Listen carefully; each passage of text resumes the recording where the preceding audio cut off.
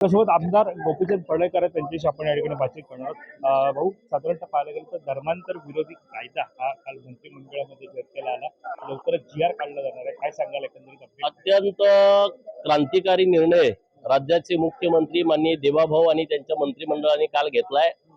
सातत्यानं हिंदू धर्मावरती होणारं आक्रमण, हिंदू धर्मामधलं होणारं धर्मांतरण, हिंदू समाजातील लोकांच्या अडाणीपणाचा गैरफायदा घेणं, काहीतरी चमत्कार करतो असं काहीतरी सांगून त्यांचं धर्मांतरण करून घेणं, काहीतरी मदत करण्याचं आमिष दाखवून धर्मांतरण करून घेणं किंवा जबरदस्तीनं धर्मांतरण करून घेणं, या सातत्यानं घटना महाराष्ट्रामध्ये वाढत होत्या।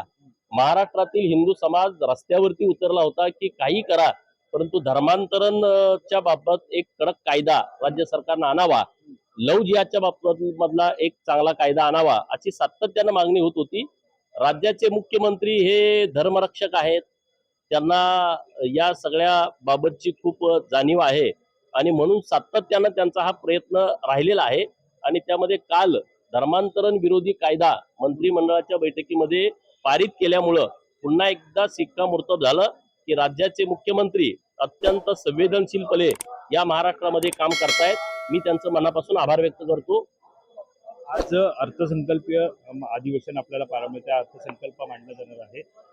अजित पवार नाहीयेत, अर्थमंत्री होते, अपघाती निधन झालंय, त्यामुळं मुख्यमंत्री देवेंद्र फडणवीस हा अर्थसंकल्प मांडणार आहे। काय राज्याचे अर्थमंत्री उपमुख्यमंत्री माननीय अजितदादा यांचं दुर्दैवी निधन झालं। या महाराष्ट्राच्या मंत्रिमंडळामध्ये अनेक वर्ष त्यांनी काम केलंय, अर्थमंत्री म्हणून काम केलंय, अर्थमंत्री म्हणून अनेक वेळा अर्थसंकल्प सादर केलाय। दुर्दैवानं त्यांचं निधन झाल्याच्यामुळं आज पहिला हा अर्थसंकल्प आहे राज्याचे मुख्यमंत्री महोदय मांडतायत।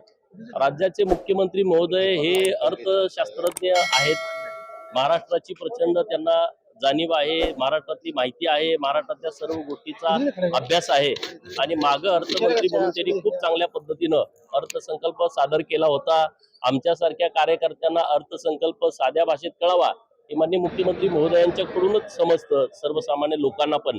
आता आज माननीय मुख्यमंत्री महोदय अर्थसंकल्प सादर करतायत। लोकांच्या आशा खूप पल्लवित झालेल्या आहेत की महाराष्ट्रातल्या शेतकऱ्यांना, कष्टकऱ्यांना, इथल्या व्यापाऱ्यांना, इथल्या विद्यार्थ्यांना, इथल्या बेरोजगारांना केंद्रबिंदू स्थानी मानून हा अर्थसंकल्प येईल अशी लोकांना आशा आहे। नक्की लोकांच्या सर्व आशा आकांक्षा पूर्ण करणारा अर्थसंकल्प माननीय मुख्यमंत्री महोदय आज मांडतील। अजित पवारांची उणीव असते नक्कीच। अजितदादा आता एवढे वर्ष महाराष्ट्राच्या राजकारणामध्ये होते, आमचे आणि त्यांचे जरी वैचारिक मतभेद असले तरी आज सभागृहामध्ये ते नाहीत, तर याची उणीव नक्की प्रकाशानं जाणवते। एक प्रश्न असाही आहे की तुम्ही काल सभागृहामध्ये आवाज उठवला होता, महिन्याभराचं अधिवेशन आहे, लक्षवेधी कमी आहे, काय सांगाल? बघा, हे जे कामकाज सल्लागार समितीची बैठक होते, या बैठकीमध्ये आम्ही तर जाऊ शकत नाही, त्या पक्षाचे प्रमुख नेते मंडळी जातात।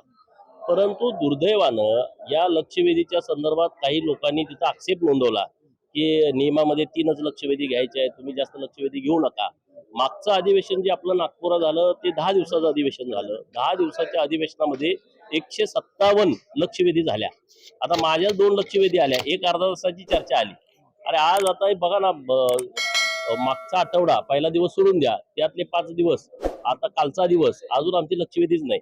फक्त 15 का 16 लक्षवेधी आतापर्यंत झालेले आहेत। महिन्याभराच्या अधिवेशनामध्ये काय होणार आहे? महिन्याभराच्या अधिवेशनामध्ये फक्त 50 ते 60 यांच्या जे काही विरोधक लोक आहेत, जयंत पाटील वगैरे, त्यांनी ज्या आक्षेप घेतलाय त्यांच्या म्हणण्याप्रमाणे तर 50 सत्ताधारी आमदार होते, तुम्ही सत्ताधारी आमदार नाही, सत्ताधारीच नाही, कामकाज सल्लागार समितीमध्ये जे ठरतंय गट नेत्याचं तशा पद्धतीने कामकाज चालतंय। तर आता काल सभागृहामध्ये हा विषय मी माननीय अध्यक्ष महोदयांच्या निदर्शनास आणून दिला की तुम्ही जसं 10-15 लक्षवेधी रोज घेत होता मागच्या अधिवेशनात तशाच घ्या, तरच एवढं मोठं अधिवेशन घेतल्याचा फायदा होईल।